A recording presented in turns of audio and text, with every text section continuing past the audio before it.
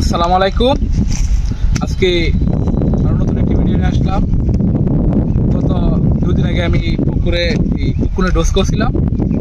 Dose করার পর আজকে আবার আসলাম। কেন আজকে ভিডিওটা কি হবে? আজকে ভিডিওটা হবে যে এই যে মাছের শরীরে যখন উকুনটা পড়ে গেছে, সেই জায়গাগুলো ঘা হয়ে গেছে।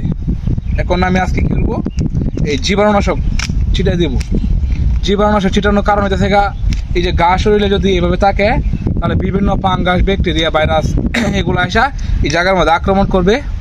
আক্রমণ করার পর এখানে মনে করেন যে একটু রোগ বালাই, পচা রোগ, তারপর অনেক রোগ বালাই হয়ে মাছ মারা যেতে পারে।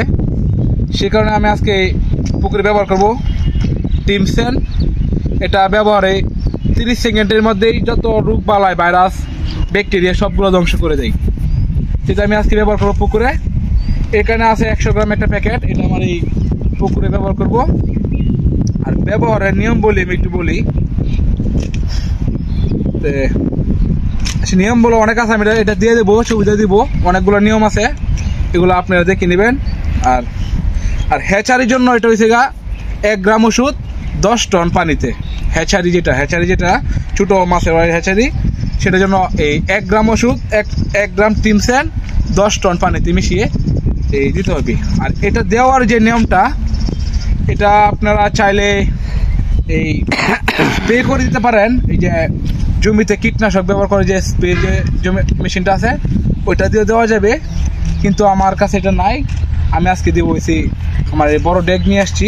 ড্যাগের মধ্যে মনে করেন এটাকে গুলে তারপর পানির মধ্যে ছিটিয়ে দেবো, হয়ে যাবে, সমস্যা নাই। একই কথা, কিন্তু স্প্রে করে দিলেও ভালো হয়, এভাবে দেওয়া যাবে, সমস্যা নাই।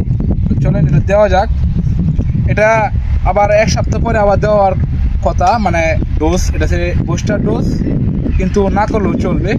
একটা দিলেই আশাবাদী হয়ে যাবে। চলেন পানিতে গোলা যাক।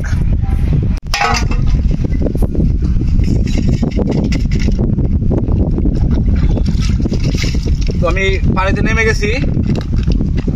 তাহলে 1 ডেক পানি দিয়া গুলে নেব। আর এটা একটা মাথায় রাখবেন, এটা শুধু মাছের জন্য না, এটা মুরগির জন্য, হাঁসের জন্য, যে কোনো প্রাণীর জন্য এটা অনেক উপকারী একটা জীবাণুনাশক। টিমসেন খুব কার্যকারিতা। এটা আমার খামারে ব্যবহার করি, খুব ভালো একটা এটা। আপনারা চাইলে হাঁস মুরগির জন্য ব্যবহার করতে পারেন। আর সবশেষে একটা কথা বলি, আমার চ্যানেলটা যারা সাবস্ক্রাইব করেন নাই, তারা অবশ্যই সাবস্ক্রাইব করে রাখবেন। ইনশাল্লাহ আমি আশা করি আমার এই ভিডিওগুলো আপনাদের একটু হলে উপকার আসবে। আর যদি নাও আসে, আমি আপনাদের কাছ থেকে শিখতে পারবো। আর এটা আমি গত ভিডিওতে যেভাবে চিটিয়ে দিচ্ছি, এভাবেই দিব। হ্যাঁ, গুলাটা দেখায় করো।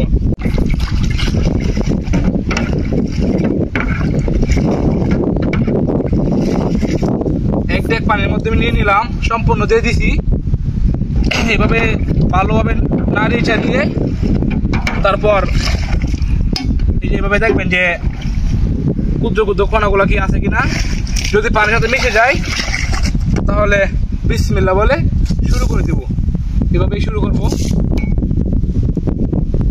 বেশি ডেক ভরে ফেলছি তো, একটু আস্তে আস্তে দিতে হবে।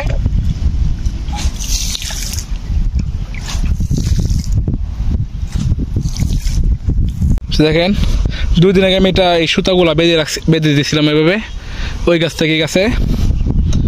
ঠিক আছে, মানে কে জানে এসা এগুলা কেটে দিছি। একটা বিষয়, আমার গাছে আমি বাঁধছি, ওইটা আমার গাছ, এটা আমার গাছ, আমার পুকুর, আমার রশি, সব কিছুই আমার জায়গা, আমার সব কিছু। তো এটা কাটার মানেটা কি? এটা কোনো শত্রুমান্তি না, এটা একটা শত্রুমান্তি করছে আমার সাথে। দেখেন তো আমি কত টানা দিয়ে বানছি ভাবে। আর এখন এই সুতা কম, আর ওই পাশে কাটছে, যে ওই যে গাছের ঝুলে উঠেছে সুতা, কাটটা ফালা, ঠিক আছে। তো মানুষ যদি এমন ক্ষতি করতেছে, তাহলে তো সবসময় তো মানুষকে আর পাহারা দিয়ে রাখা যায় না। আমি কি সারাক্ষণ পুকুর পাড়ে বসে থাকতে পারবো যদি আমার ক্ষতি করে মানুষে? সব ভালো থাকবেন, সুস্থ থাকবেন।